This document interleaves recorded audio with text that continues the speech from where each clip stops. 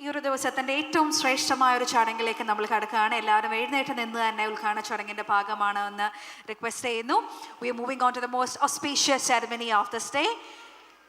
സമാപന സമ്മേളനത്തിൻ്റെ 60ാം വാർഷികം ഇവിടെ ആഘോഷിക്കുന്ന Kerala hotel and restaurant association KHRA 60ാം വാർഷികം ഇവിടെ ആഘോഷിക്കുമ്പോൾ ഭദ്രദീപം തെളിയിച്ച് ബഹുമാനനായ കേന്ദ്ര പെട്രോളിയം, പ്രകൃതിവാതകം, ടൂറിസം വകുപ്പ് സഹമന്ത്രി ശ്രീ സുരേഷ് ഗോപി അവരുകൾ ഭദ്രദീപം തെളിയിച്ച് ഈ ഒരു ചടങ്ങിന് ഒരു ഭംഗിയുള്ള ഒരു തുടക്കം നേരുകയാണ്. ഇനി മുന്നോട്ടുള്ള KHRAയുടെ എല്ലാ യാത്രയിലും സർവേശ്വരൻ്റെ എല്ലാ അനുഗ്രഹവും ഉണ്ടാവട്ടെ. നിറഞ്ഞ കയ്യടിയോടെ നമുക്ക് എല്ലാവർക്കും തന്നെ പ്രാർത്ഥനകളോടെ, ആശംസകളോടെ ഇതിൻ്റെ ഭാഗമാകാം. മറ്റ് എല്ലാ വിശിഷ്ട വ്യക്തികളെയും ഭദ്രദീപം തെളിയിക്കുന്നതിന് വേണ്ടിയിട്ട് സാദരം ക്ഷണിക്കുന്നു.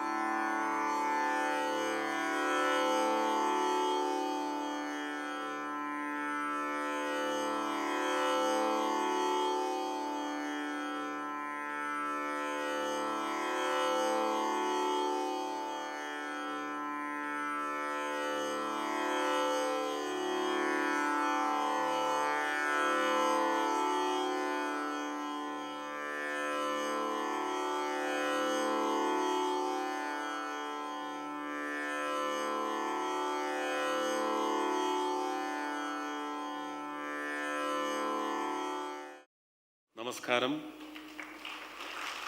പ്രിയ സഹോദരി സഹോദരങ്ങൾക്ക്, സുഹൃത്തുക്കൾക്ക്, ഉപഭോക്താക്കൾക്ക്, ഭക്ഷണ നിർമ്മാതാക്കൾക്ക് 60ാമത് ഹോട്ടൽ ആൻഡ് റെസ്റ്റോറൻറ്റ്സ് അസോസിയേഷൻ്റെ 60ാമത് സമ്മേളന നഗരിയിൽ അണിചേർന്നിട്ടുള്ള എല്ലാ രാഷ്ട്രത്തിനും സംസ്ഥാനത്തിനും ഓരോ കുടുംബത്തിൻ്റെയും അംഗങ്ങളുടെയും ആരോഗ്യത്തിലേക്ക് അമ്മ ഭക്ഷണം നൽകുന്ന സമൂഹത്തിന് ഈ സമ്മേളനത്തിന് വേണ്ടി വിളിച്ചു കൂട്ടിയിട്ടുള്ള അധ്യക്ഷവേദിയിലെ സ്വാഗതമോദിയ ശ്രീ KP ബാലകൃഷ്ണ പൊതുവാൾ, അധ്യക്ഷൻ ശ്രീ ജയപാൽ, ഇവിടെ അവാർഡുകൾ വിതരണം ചെയ്ത് കേരളത്തിൻ്റെ പ്രിയപ്പെട്ട ഉന്നത വിദ്യാഭ്യാസ വകുപ്പിൻ്റെ മന്ത്രി ശ്രീമതി ഡോക്ടർ R. ബിന്ദു അവർകൾ, ആശംസകൾ അർപ്പിക്കാൻ എത്തിയിട്ടുള്ള Shri Abdul Khader, Shri Justin Jacob, Shri CH Rasheed, Shri Jose Pradeep, Shri Gopinath ji, Shrimati Geethika Varma, Shrimati Shyam Swaroop, Shri Muhammad Shareef തുടങ്ങി മറ്റ് ക്ഷണിക്കപ്പെട്ട അതിഥികൾ, ഞാൻ മനസ്സിലാക്കുന്ന ഹയത്തിൻ്റെ GM ഉണ്ട്, അദ്ദേഹത്തിനടക്കമുള്ള ഈ പൂർണ്ണ വേദിക്കും സദസ്സിനും എൻ്റെ സ്നേഹ നമസ്കാരം. ആദ്യം തന്നെ പറഞ്ഞോട്ടെ, സാധാരണയായ ഒരു അധ്യക്ഷ പ്രസംഗമല്ലാതെ ശ്രീ ജയപാൽ വളരെ കാമ്പുള്ള കാര്യങ്ങൾ ഒരുപക്ഷെ നിങ്ങളുടെ സാന്നിധ്യത്തിൽ കേന്ദ്ര സംസ്ഥാന സർക്കാരുകളുടെ മുന്നിൽ വെക്കേണ്ടതായ വിഷയങ്ങൾ ഒരു ലാഞ്ചനയുമില്ലാതെ ഒരു പ്രത്യേകതരമായ, എന്താ അതിന് പറയേണ്ടതെന്ന് എനിക്കറിയത്തില്ല, വാക്കുകൾ ഉപയോഗിക്കുമ്പോൾ വളരെ സൂക്ഷിച്ച് ഉപയോഗിക്കണമല്ലോ അല്ലേ? പ്രത്യേകിച്ച് സിനിമാ വാക്കുകളൊന്നും ആർക്കും ഇഷ്ടമില്ലാത്ത കാലമാണ് ചില പ്രത്യേക വിഭാഗത്തിൽപ്പെടുന്നവർക്ക്.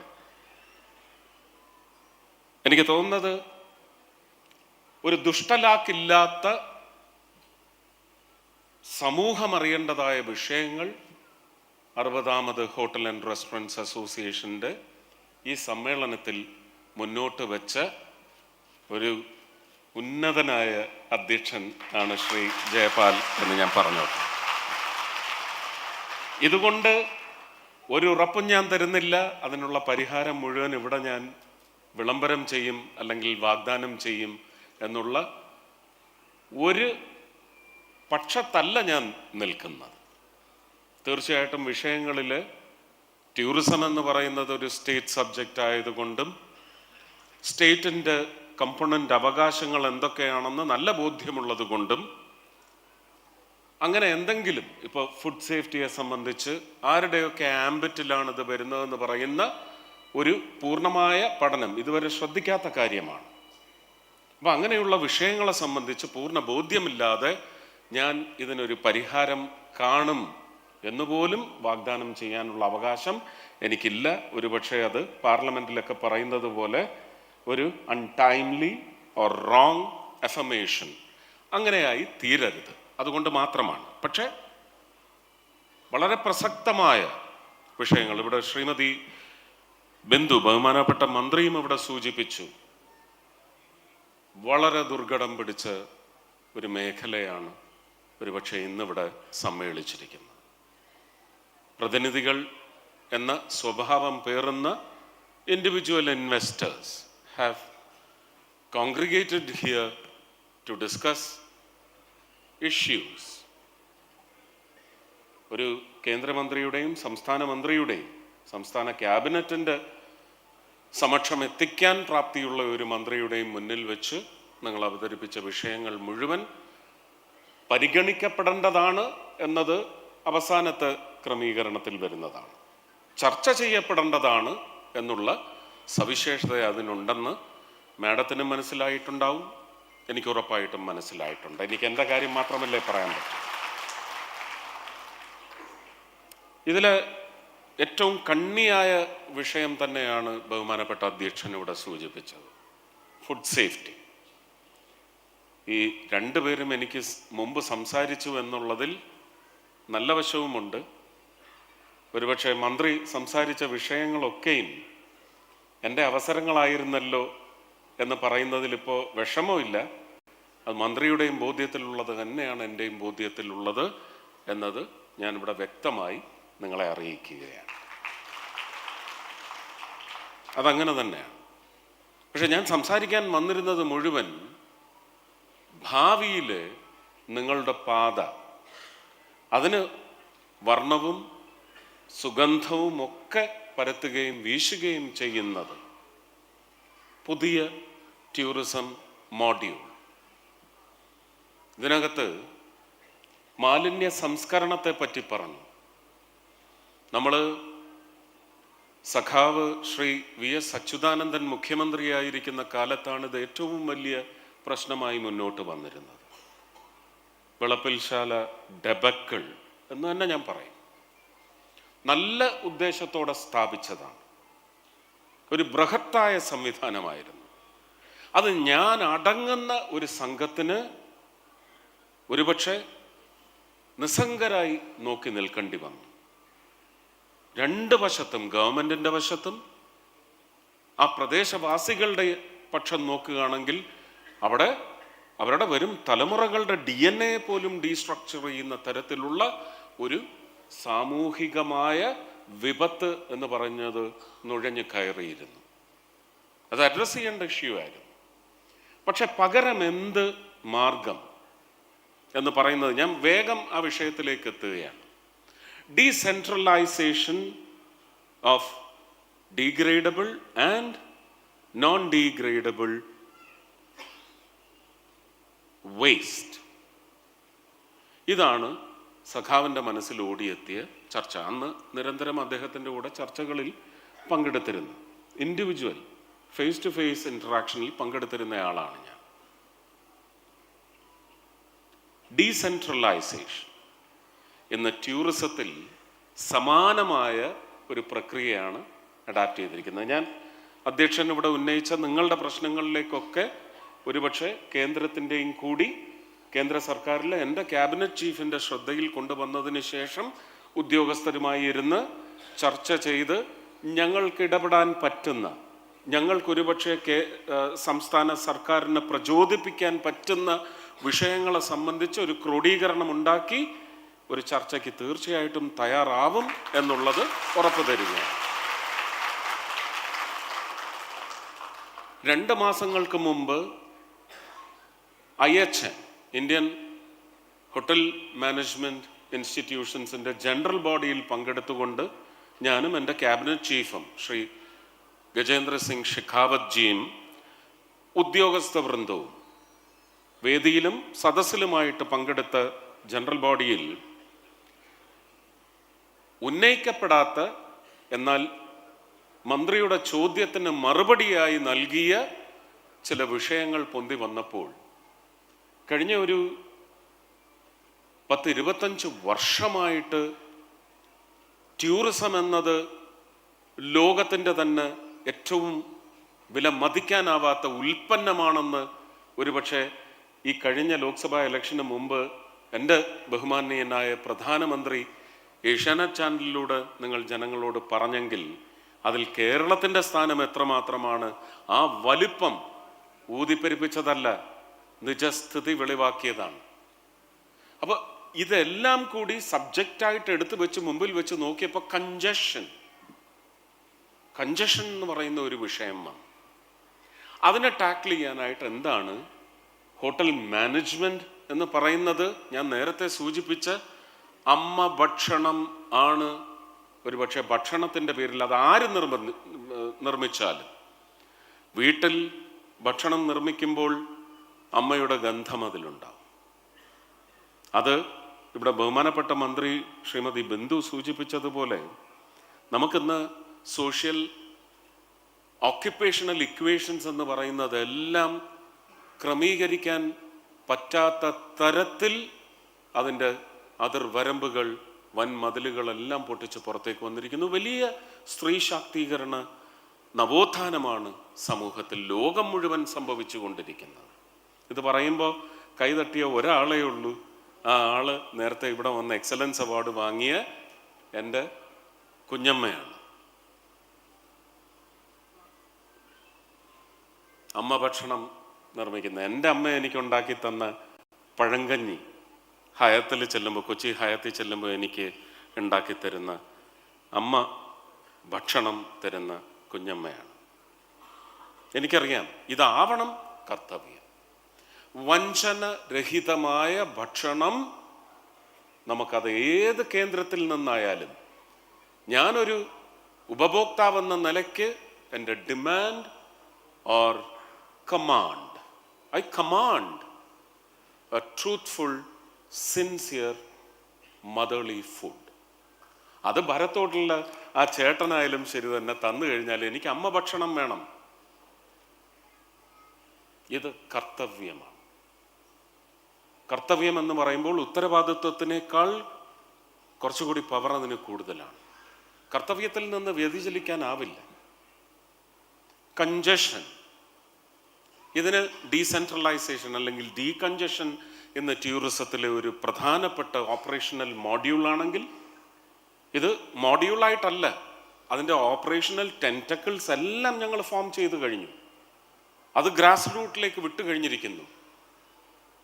കേരളത്തിലേക്കും സംവിധാനപരമായ പെരുമാറ്റം അല്ലെങ്കിൽ ഇടപെടലുകളിലൂടെ അത് ശക്തമായി നടപ്പിലാക്കിയെടുക്കാനുള്ള എല്ലാ മാർഗങ്ങളും ആരാഞ്ഞു കഴിഞ്ഞു.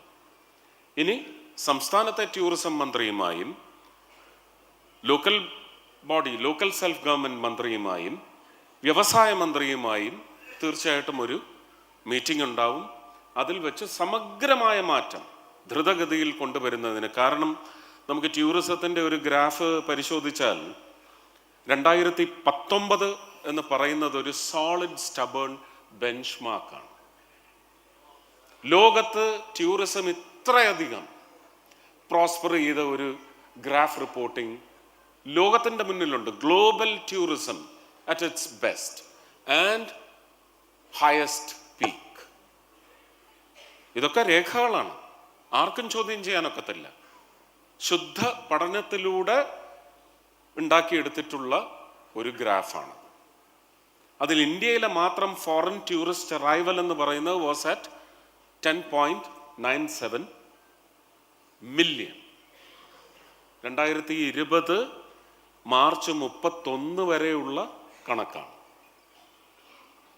2019 എന്ന് പറയുമ്പോൾ 2019 ഏപ്രിൽ 1 മുതൽ നമ്മുടെ ഒരു ആനുവൽ ഓഡിറ്റ് അങ്ങനെയാണ് നടക്കുന്നത്. പക്ഷേ നമ്മൾ ഒഴിച്ച് ഗ്ലോബലി സ്കാറ്റേഡ് ആയിട്ട് ചില രാജ്യങ്ങൾ കാണും, അവരുടെ ആനുവൽ ഓഡിറ്റ് എന്ന് പറയുന്നത് ജനുവരി 1 തൊട്ട് ഡിസംബർ 31 വരെയാണ്. നമുക്ക് 2019 ഓഡിറ്റ് 2020 മാർച്ച് 31 എന്ന് പറയുന്നതിനകത്ത് ഒരുപക്ഷെ ചരിത്രം വളരെ അടുത്ത് നടന്ന സംഭവമായതുകൊണ്ട്, അതും ഒരു വലിയ കിരാതമായിരുന്നത് കൊണ്ടും, നമ്മളിൽ ഒരുപക്ഷെ ഭക്ഷണത്തിന് വേണ്ടി കാത്തിരിക്കേണ്ടി വന്ന കുഞ്ഞുങ്ങളടങ്ങുന്ന ഒരു സമൂഹത്തിന്, ഏതാണ്ട് അന്ന് ഒരു 4 വയസ്സുള്ള, ഇന്ന് 9 വയസ്സുള്ള കുഞ്ഞുങ്ങൾക്ക് വരെ ആ ഒരു കിരാത കാലമെന്ന് പറയുന്നത് അവരുടെ വിസ്മൃതിയിലൊന്നും അമർന്നു പോകില്ല. ഏപ്രിൽ മാസത്തിലാണ് നമുക്ക് ആദ്യത്തെ കർഫ്യൂ വരുന്നത്. എൻ്റെ ഓർമ്മ ശരിയാണെങ്കിൽ 15 മറ്റോ ആണ് ഏപ്രിൽ. അത് കഴിഞ്ഞ് തൊട്ടടുത്ത ആഴ്ച ലോക്ക്ഡൗൺ ഉണ്ടാവും എന്ന് അന്ന് രാജ്യസഭയിൽ ഉണ്ടായിരുന്നത് കൊണ്ടും പ്രധാനമന്ത്രിയുമായിട്ടുള്ള നിരന്തര സമ്പർക്കം ഈ വിഷയത്തിലുള്ളത് കൊണ്ടും ഇത് ഇമ്മിനൻ്റ് ആണ്, ഇത് വളരെ അനിവാര്യമായി ചെയ്യപ്പെടേണ്ട കാര്യമാണെന്നുള്ള കൃത്യമായ വിലയിരുത്തലിന് ശേഷമാണ് തൊട്ടടുത്ത വെള്ളിയാഴ്ചയോ ശനിയാഴ്ചയോ തുടങ്ങി നമ്മൾ നീണ്ടു പോയ ഒരു ലോക്ക്ഡൗണിലേക്ക് പോയത്. ആ വർഷം ഏതാണ്ട് 272 പേരാണ് ഏപ്രിൽ 1 ശേഷം ഫോറിൻ ടൂറിസ്റ്റ് അറൈവലിൻ്റെ പേരിൽ ഇന്ത്യയിലെത്തിയിട്ടുള്ളത്. അവിടെ നിന്ന് വളർച്ചയുടെ, ഒരുപക്ഷെ കഴിഞ്ഞ ആഴ്ച ചോദ്യത്തിന് ഉത്തരമായി പറയേണ്ടിയിരുന്നത്, വളരെ അന്യായമായി നടന്ന ഒരു രാജ്യസഭയിൽ ഒരു എല്ലാം ഡിസോർഡറിലായതിൻ്റെ ഭാഗമായിട്ട് അതിന് ഉത്തരം അവിടെ നൽകാൻ കഴിഞ്ഞില്ല. എങ്കിലും അത് നിങ്ങളെല്ലാം അറിഞ്ഞിരിക്കേണ്ട ഒരു വിഷയമാണ്.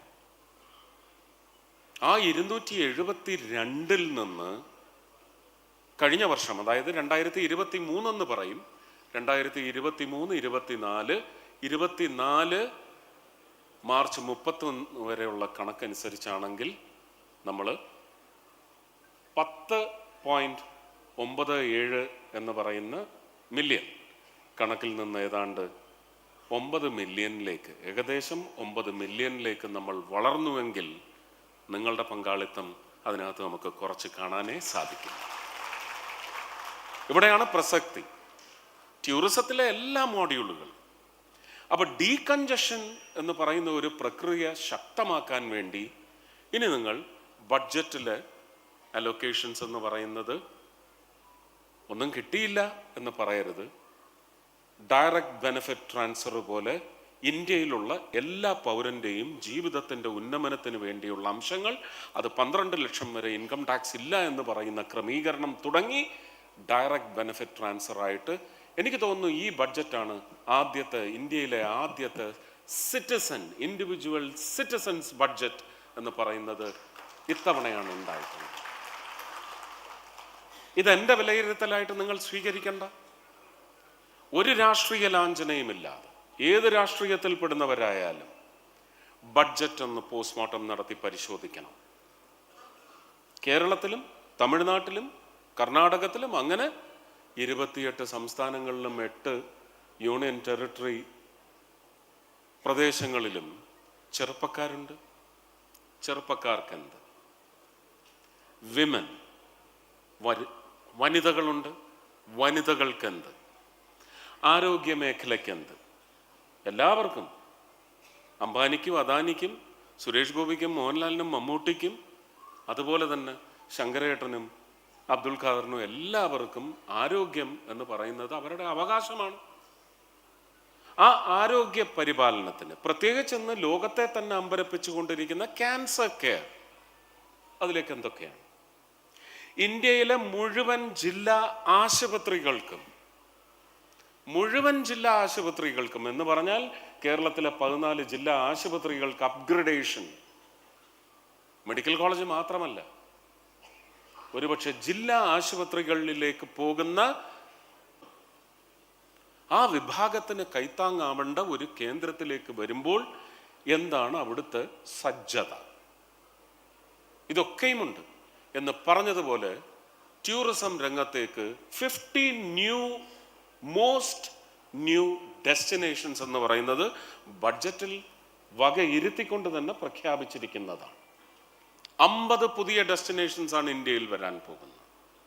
ഇപ്പൊ തന്നെ സാസ്കി എന്ന് പറയുന്ന സെൻട്രൽ ഫിനാൻസ് മിനിസ്ട്രിയുടെ ഫണ്ടിങ് സപ്പോർട്ടോടുകൂടി 50 വർഷത്തേക്ക് ഇൻട്രസ്റ്റ് ഫ്രീ ലോൺ ആയിട്ട് കൊടുത്തിട്ടുള്ള ഏതാണ്ട് 3295 കോടി എന്നാണ് എൻ്റെ ഓർമ്മ. അത്രയും തന്നെയാണ് ഏകദേശം. ഈ പറയുന്ന 40 പ്രോജക്റ്റുകൾക്ക് അതിൽ കേരളത്തിന് 2 പ്രോജക്റ്റ് കൊടുത്തിട്ടുണ്ട്. ഒന്ന് സർഗാലയം വടകര, ഒന്ന് കൊല്ലത്തെ അഷ്ടമുടിക്കായൽ. അഷ്ടമുടിക്കായലിൻ്റെ വിഷയം മനുവങ്കളിൽ ഞാൻ ആ പോലീസുകാരനായിട്ട് ആ കായലിൽ ചാടിയ അന്ന് മനസ്സിലാക്കിയ വിഷയമാണ്. തന്നത് മറ്റൊരു പ്രോജക്റ്റാണ്. പക്ഷെ അതിനേക്കാൾ ഒരുപക്ഷെ അഡ്രസ് ചെയ്യേണ്ട ഏറ്റവും സിൻസിയർ ആൻഡ് സീരിയസ് ഇഷ്യൂ എന്ന് മനസ്സിലാക്കിയതിൻ്റെ പശ്ചാത്തലത്തിൽ ഇങ്ങോട്ട് റിക്വസ്റ്റ് ചെയ്ത് മേടിച്ച പ്രോജക്റ്റാണ് അഷ്ടമുടി ബയോഡൈവേഴ്സിറ്റി. അതും ചെയ്തിട്ടുണ്ട്. അപ്പോൾ ഒരു മന്ത്രി എന്ന നിലയ്ക്ക് ശ്രദ്ധ വിവിധ കോണുകളിലേക്ക്, ടൂറിസത്തിൻ്റെ പേരിൽ മാത്രമല്ല, മറ്റെല്ലാ വിഷയങ്ങളിലും. ഗ്യാസിൻ്റെ ഒക്കെ പ്രശ്നം എല്ലാവരും ചർച്ച ചെയ്യുന്നുണ്ട്. ഒരു ദിവസം എത്ര ലിറ്റർ പെട്രോളും ഡീസലും എന്തൊക്കെ ആവശ്യത്തിന്, അതിനെ സംബന്ധിച്ച് എനിക്ക് തോന്നുന്നു മാർക്സിസ്റ്റ് പാർട്ടിയുടെ സംസ്ഥാന അധ്യക്ഷൻ തന്നെ അത് അഡ്രസ്സ് ചെയ്തിട്ടുണ്ട്. എന്തിനൊക്കെയാണ് ഈ പെട്രോളും ഡീസലും ഉപയോഗിക്കുന്നത്, എത്ര കാശാണ് ഒരു ദിവസം ഒരു വീട് ചെലവാക്കുന്നത്. ഒരു വീട്ടിലെ അമ്മ നിയന്ത്രിത ബഡ്ജറ്റിനുള്ളിൽ നിർത്താൻ വേണ്ടി ഒരു അമ്മ ആവറേജായിട്ട് സ്പെൻഡ് ചെയ്യുന്നത് 10 മുതൽ 11 രൂപ, 9.9 രൂപ ഒരു പൈസയാണ് സ്റ്റേറ്റ് ആവറേജായിട്ട്, ഒരുപക്ഷെ നാഷണൽ ആവറേജായിട്ട് ഞങ്ങളുടെ ഇൻഡൈസിസിലുള്ളത്. അത് ഞാൻ അത്രയില്ല, അതിൽ കൂടുതലാണ്, അത്രയോ അല്ല, അതിൽ കൂടുതലാണെന്ന് ഞാൻ സമ്മതിച്ചു തരുന്നു. 10 രൂപയോ 11 രൂപയോ വെച്ചു ഗ്യാസിന് വേണ്ടി ചെലവാക്കുന്നത് അത്രയുമാണ്. പക്ഷെ അതുകൊണ്ട് മനസ്സിലാക്കേണ്ടത് ഗ്യാസ് കൺസംഷൻ വീടുകളിൽ കുറച്ചു എന്നല്ല, അതിൻ്റെ ഏറിയ ചുമടും നിങ്ങൾ വഹിക്കുന്നു എന്നുള്ളത് കൊണ്ടാണ്. മന്ത്രി ഇവിടെ സൂചിപ്പിച്ചതുപോലെ വീട്ടിലെ പെണ്ണുങ്ങൾ വരെ അമ്മ ഭക്ഷണത്തിന് വേണ്ടി നിങ്ങളുടെ മുമ്പിൽ ഹൃദയവും കയ്യും നീട്ടി നിൽക്കുന്നു. വലിയ ഉത്തരവാദിത്വമാണ്. നിങ്ങൾക്ക് വേണ്ടുന്ന സജ്ജീകരണങ്ങളായാലും സൗകര്യങ്ങളായാലും അതിന് മറ്റൊരു നോട്ടവുമില്ലാതെ, ഞാൻ ഉദ്ദേശിക്കുന്നത് കറപ്ഷനാണ്. ഉദ്യോഗസ്ഥർക്ക് ആ നിലയ്ക്ക് എന്തെങ്കിലും കറപ്റ്റ് മോട്ടീവ് ഉണ്ടെങ്കിൽ അതിൻ്റെ മൊനയല്ല, അതിൻ്റെ തണ്ടല് തന്നെ ഒടിക്കേണ്ട കാലഘട്ടമാണ്. Any product, any consumable product is an understanding and deal with the producer and the consumer. അതിനകത്ത് ഒരു ഫെയർ ഡിസ്പെൻസേഷൻ മാത്രമാണ് ഉദ്യോഗസ്ഥർ അല്ലെങ്കിൽ അവരെ നിയന്ത്രിക്കുന്ന ഞങ്ങളെപ്പോലുള്ള മന്ത്രിമാരായാലും എം പിമാരായാലും ജനങ്ങൾ തിരഞ്ഞെടുക്കുന്ന അതിനുവേണ്ടി നിയോഗിക്കപ്പെട്ടിട്ടുള്ളവർ. ഉദ്യോഗസ്ഥർ ശമ്പളം അതിനായി വാങ്ങുന്നുണ്ടെങ്കിൽ ആ ശമ്പളത്തിൻ്റെ പരിധിക്കുള്ളിൽ നിന്നുകൊണ്ട് മറ്റൊരു ആക്രാന്ത മോഹങ്ങളുമില്ലാതെ അത് ചെയ്തെടുക്കേണ്ടത് അവരുടെ കർത്തവ്യമാണ്. ആ കർത്തവ്യത്തിൽ വീഴ്ച വരുന്നിടത്ത് മന്ത്രിമാരൊക്കെ അതിനകത്ത് ശക്തമായിട്ട് ഇടപെടണം. ഇതാവശ്യമാണ്. ടൂറിസത്തിൻ്റെ വളർച്ചയിൽ ഒരുപക്ഷെ ഇലക്ഷന് തൊട്ട് മുമ്പ് പ്രഖ്യാപിച്ചതാണ് മുദ്രാ ലോൺ. ഞാൻ ആ ഒരു വിഷയം കൂടി അവതരിപ്പിച്ചുകൊണ്ട് നിർത്താം. കാരണം നിങ്ങളുടെ ഇവിടെ നിന്നിപ്പം എത്ര 2000 പേരുണ്ടെങ്കിൽ ഇത്രയൊന്നും അല്ല എണ്ണം, അല്ലേ? ഈ ട്രേഡിൽ ഏർപ്പെട്ടിരിക്കുന്നവരുടെ എണ്ണം അത് 3 ഇരട്ടിയോ 4 ഇരട്ടിയോ വർദ്ധിക്കാൻ പോവുകയാണ്. മുദ്രാ ലോൺ എന്ന് പറയുന്നത് 10 ലക്ഷത്തിലാണ് ക്യാപ്പ് ചെയ്തിരുന്നത്.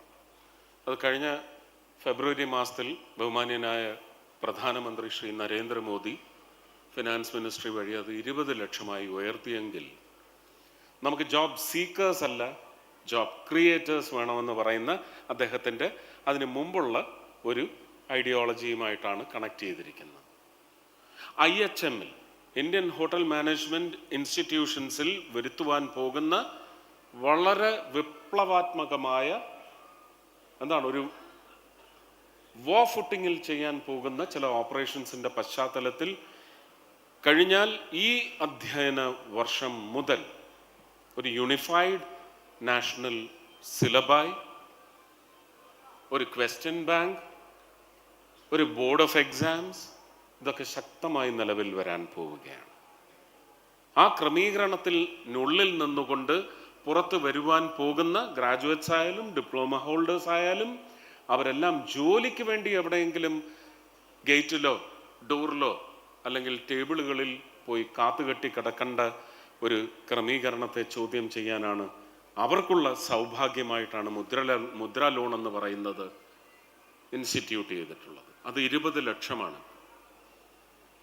ഇതിൻ്റെ ഒരു സ്ഥാപനോദ്ദേശത്തോടെയുള്ള ക്രയവിക്രയം എന്ന് പറയുന്നതിനുള്ള മൊഡാലിറ്റീസ് എല്ലാം പെൻ ചെയ്തിട്ടുണ്ട്. അത് നടപ്പിൽ വരും. ഈ പഠിച്ചു വരുന്ന കുഞ്ഞുങ്ങളെല്ലാം അനേകായിരങ്ങൾക്കോ ലക്ഷങ്ങൾക്കോ ജോലി നൽകുന്ന കുഞ്ഞുങ്ങളായി മാറണം. ഹോം സ്റ്റേസ്, ഡീകൺജഷൻ, ഞാൻ ഈ പറഞ്ഞ ഡീസെൻട്രലൈസേഷൻ, സഖാവ് അന്ന് ഒരുപക്ഷെ ഇന്ത്യക്ക് തന്നെ ഒരു മോഡലായിട്ട് കൊണ്ടുവന്ന ഡീസെൻട്രലൈസേഷൻ ഓഫ് വേസ്റ്റ് എന്ന് പറയുന്നത് പോലെ decongestion of already congested or saturated tourism spots. പുതിയ 50 ഡെസ്റ്റിനേഷൻസ് വരുന്നു. സാസ്കിയുടെ കീഴിലുള്ള പ്രോജക്ട്സുകൾ അപ്ഗ്രേഡ് ചെയ്യപ്പെടുന്നു. ഗോവ ഡെസ്റ്റിനേഷൻ ബിയോണ്ട് ഡെസ്റ്റിനേഷൻ എന്ന് പറയുന്ന പ്രക്രിയ ശക്തമായി നടപ്പിലായിരിക്കുന്നു. അത് മറ്റ് സംസ്ഥാനങ്ങളിലേക്കും ഗോവ ഒരു മോഡലായിക്കൊണ്ട് ഒരുപക്ഷെ ഉത്തരാഖണ്ഡും ആ ലിസ്റ്റിൽ വരും. കേരളം പോലെയുള്ള സംസ്ഥാനങ്ങൾ തീർച്ചയായിട്ടും ആ മോഡലുകൾ മുന്നിൽ മാതൃകയായി വെച്ചുകൊണ്ട് വലിയ മുന്നേറ്റം നടത്തും. ആർജവമുണ്ട്. സംവിധാനങ്ങളും സൗകര്യങ്ങളും അതിനു വേണ്ടുന്ന പശ്ചാത്തലവും ഒരുങ്ങിക്കഴിഞ്ഞാൽ ഇതെല്ലാം സാധ്യമാകും. ഡീകൺജഷൻ്റെ ഭാഗമായിട്ട് നമുക്ക് ഹോം സ്റ്റേസ് എന്ന് പറയുന്നതിൻ്റെ റെലവൻസ് കൂടുകയാണ്. അവിടെ ആ കുഞ്ഞുങ്ങളൊക്കെയും നിലനിൽക്കുന്ന വീടിനോട് ചേർന്ന് 2 or 3 ബെഡ്റൂം അല്ലെങ്കിൽ 4 ബെഡ്റൂം കൂടെ പണിഞ്ഞ് അവിടുത്തെ എക്സിസ്റ്റിംഗ് കിച്ചൺ ഒന്ന് മോഡിഫൈ ചെയ്ത് ഈ പറയുന്ന എല്ലാ ഫുഡ് സേഫ്റ്റി പാരാമീറ്റേഴ്സിനകത്തും കൊണ്ടുവന്നു കഴിഞ്ഞാൽ നിങ്ങളുടെ ആൾക്കാരുടെ എണ്ണം കൂടുകയാണ്. ഈ ഇരിക്കുന്ന അധ്യക്ഷനടക്കമുള്ള പടയുടെ കർത്തവ്യം എന്ന് പറയുന്നത് വളരെ വലുതാവാൻ പോവുകയാണ്. അതിൻ്റെ പരിധി വളരെ വലുതാവാൻ പോവുകയാണ്. നമുക്ക് നൽകാൻ കഴിയണം. നൽകുന്നതിൽ ശുദ്ധതയുണ്ടാവണം, ആത്മാർത്ഥതയുണ്ടാവണം. അമ്മ ഭക്ഷണമായതുകൊണ്ട് അമ്മ അതിലുണ്ടാവണം. അമ്മയുടെ വേർപ്പിൻ്റെ ഉപ്പുരസം അതിലുണ്ടാവണം. അമ്മയുടെ ശ്വാസത്തിൻ്റെ, അത് അടുപ്പൂതിയായാലും ഗ്യാസ് കത്തിച്ചായാലും അമ്മയുടെ ശ്വാസത്തിൻ്റെ ആ ദിവ്യ അംശങ്ങളെല്ലാം ആ ഭക്ഷണത്തിൽ ഉണ്ടാവണം. അതാര് നിർമ്മിച്ചാലും അവിടെ നമുക്ക് ഫുഡ് സേഫ്റ്റി എന്ന് പറയുന്ന ഒരു ക്രമീകരണം വേണ്ടാന്ന് തന്നെ ഒരുപക്ഷെ സർക്കാരിന് എടുക്കാവുന്ന ഒരു പശ്ചാത്തലം, ഒരു അറ്റ്മോസ്ഫിയർ, ഒരു പുതിയ ആൽഗറിതം നമുക്ക് സൃഷ്ടിക്കുവാൻ സാധിക്കും. എല്ലാം നന്മ വഴിയെ പോകണേ എന്ന് മാത്രം അഭ്യർത്ഥിച്ചുകൊണ്ട് ഈ ഹോം സ്റ്റേസിൻ്റെയും പുതിയ കുഞ്ഞുങ്ങൾ ഇതിലേക്ക് വരണം. വൈറ്റ് കോളറിസം ആണോ എന്ന് ചോദിച്ചാൽ വൈറ്റ് കോളറിസം ഇതിലുമുണ്ട്. എല്ലാറ്റിലും വൈറ്റ് കോളറിസം ഉണ്ട് എന്ന് നമ്മൾ കൽപ്പിച്ചാൽ ആ ടാഗ് തന്നെ സംശുദ്ധമാവും. അങ്ങനെ ഒരു പ്രക്രിയയ്ക്ക് ഹോട്ടൽ ആൻഡ് റെസ്റ്റോറൻറ്റ്സ് അസോസിയേഷൻ്റെ ഓരോ വ്യക്തി എന്ന ഘടകവും ഈ ഒരു പുതു സമ്പ്രദായത്തിലേക്ക് കോൺട്രിബ്യൂട്ടേഴ്സായിട്ട് വരണമെന്ന് മാത്രം അഭ്യർത്ഥിക്കാനുള്ള ഒരവസരം കൂടിയായി കരുതിക്കൊണ്ട് എല്ലാ നന്മകൾക്ക് വേണ്ടിയും അധ്യക്ഷൻ ഇവിടെ സൂചിപ്പിച്ച നിങ്ങളുടെ വിഷയങ്ങളെ സംബന്ധിച്ച് മുമ്പോട്ടുള്ള ചർച്ചകൾക്ക് കേന്ദ്ര സർക്കാരിൻ്റെ ഭാഗത്ത് നിന്ന് എന്ത് തരം ഒരു പ്ലാറ്റ്ഫോമാണോ ഒരുക്കേണ്ടത് അത് തീർച്ചയായിട്ടും ഒരുക്കിയിരിക്കും. അത് ശീഘ്രവേഗത്തിലുണ്ടാവും എന്ന് മാത്രം വാഗ്ദാനം ചെയ്തുകൊണ്ട് അതിലെ ഡെലിബറേഷൻസിൽ നിന്ന് സംസ്ഥാന സർക്കാർ, അങ്ങനെ ഓരോ സംസ്ഥാനത്തിൻ്റെയും സർക്കാരുകളുമായിട്ട് ഞാൻ നേരത്തെ സൂചിപ്പിച്ച 3 വകുപ്പുകളുമായി ആരോഗ്യ വകുപ്പ് കൂടി അതിനകത്ത് വരും, ചേർന്നുകൊണ്ട് പുതിയ സംവിധാന ശുദ്ധിക്ക് വേണ്ടി നമുക്ക് ഒരുമിച്ച് പ്രവർത്തിക്കാം എന്ന് മാത്രം ഉറപ്പ് നൽകിക്കൊണ്ട്, ആഹ്വാനം ചെയ്തുകൊണ്ട്, അഭിവാദ്യങ്ങൾ അർപ്പിച്ചുകൊണ്ട് ഈ സമ്മേളനത്തിൻ്റെ ഉദ്ഘാടനം ഇവിടെ നിർവഹിച്ചതായി അറിയിക്കുന്നു. സ്നേഹം, നന്ദി, നമസ്കാരം. Thank you so much sir. ഇത്രയും സമയം നമ്മളോട് ചെലവഴിച്ചതിന് ഒരുപാട് നന്ദി. എല്ലാ ഔദ്യോഗികമായ തിരക്കുകൾ മാറ്റിവെച്ച് നമ്മളോടൊപ്പം കുറച്ച് സമയം ചെലവഴിച്ച നമുക്കേറെ പ്രിയപ്പെട്ട ശ്രീ സുരേഷ് ഗോപി അവர்கள் അദ്ദേഹത്തിനുള്ള പൊന്നാട അണിയിക്കുന്നതിന് വേണ്ടിയിട്ട് ജയപാൽ സാറിനെ ക്ഷണിക്കുന്നു. പൊന്നാട അണിയിച്ച് KHRAയുടെ എല്ലാ സ്നേഹവും നമ്മൾ അദ്ദേഹത്തെ അറിയിക്കുന്നു. നല്ലൊരു കൈയടിയോടെ everyone together. നമുക്കേറെ പ്രിയപ്പെട്ട ശ്രീ സുരേഷ് ഗോപി, ബഹുമാനപ്പെട്ട കേന്ദ്ര പെട്രോളിയം, പ്രകൃതി വാതകം, ടൂറിസം വകുപ്പ് സഹമന്ത്രി, അദ്ദേഹത്തിൻ്റെ മഹനീയമായ സാന്നിധ്യം കേരള ഹോട്ടൽ റെസ്റ്റോറന്റ് അസോസിയേഷൻ്റെ 6ാമത്തെ വാർഷികത്തിൽ നമ്മളോടൊപ്പം ഉണ്ടാവുന്നതിൽ ഒരുപാട് സന്തോഷം. അദ്ദേഹത്തിനുള്ള ഒരു സ്നേഹ സമ്മാനം കൂടി ഒരു നിമിഷം അദ്ദേഹത്തെ ഏൽപ്പിക്കുകയാണ്.